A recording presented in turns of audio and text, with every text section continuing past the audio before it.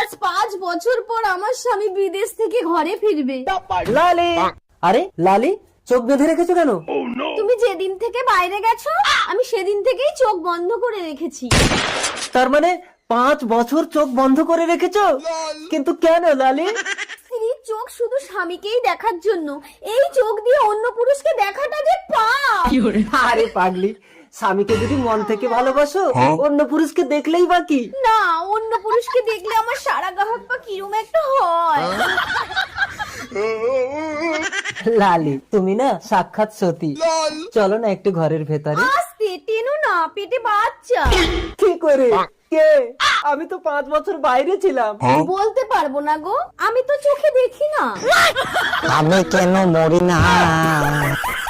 কিরে আজকে সন্ধ্যাবেলা কই গেছিলি তুই? সন্ধ্যাবেলা বেগুন ক্ষেত্রে করতে গেলাম চুরি, তুই আর ভালো হইলি না। বেগুন লাই অমনি আমার হাতটা নিল ধরি, সর্বনাশ, তারপর কি হইছে? ভৈরা নিয়া ভৈরা দিল।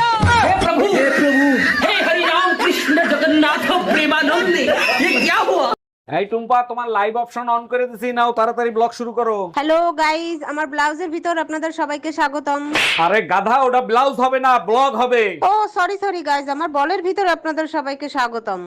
हम इसका पति है, हमको सिर्फ फांसी का सजा चाहिए। এ স্বামী না, স্বামীর তো নাম ধরে ডাকা যাইবে না। দাদা শ্বশুরে বলছে স্বামীর নাম ধরে ডাকলে হেলে বলে অমঙ্গল হয়। তাইলে কি কইয়া ডাকবো, কি কইয়া ডাকবো, কি পাইছি। এ কুত্তা খাইয়ে যা।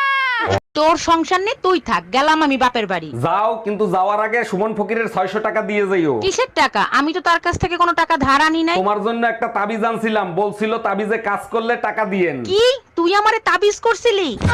ভাবি, নতুন বউ নিয়ে শ্বশুর বাড়ি যাবো, আমাকে একটু হেল্প করবেন? জি ভাইজান, অবশ্যই করব, বলেন কি করতে হবে। আমার বউ আর শালি জমজ বোন, এদেরকে চিনবো কি করে? যে জুতা চুরি করবে সে হলো শালি, আর যে জুতা দিয়ে পিটাবে সে হলো ঘরওয়ালি।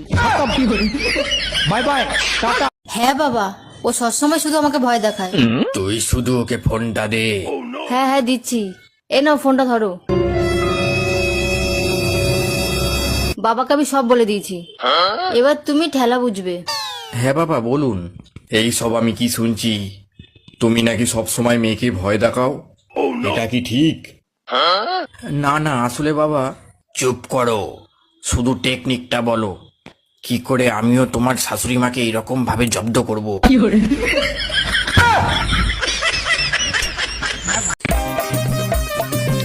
এই স্নেহা, এটা কার মেয়ে? কেন আমাদের মেয়ে? বাহ, খুব মিষ্টি দেখতে হয়েছে তো। কার মতো দেখতে হয়েছে গো? শিবুদার মতো। আমাদের মেয়ে শিবুদার মতো কেন? তুমি তো 4 বছর বাড়িতেই ছিলে না।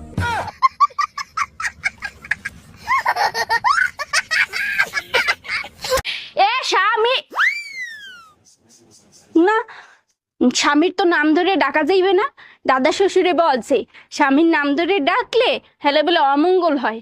তাইলে কি কইয়া ডাকবো, কি কইয়া ডাকবো, কি পাইছি। এ কুত্তা খাইয়ে যা। আচ্ছা বউ, আমি মরে গেলে তুমি কি করবা? কেন? আমি আমার বোনের সাথে থাকবো। ও, আমি মরে গেলে তুমি কি করবা? কেন? আমিও তোমার বোনের সাথে থাকবো।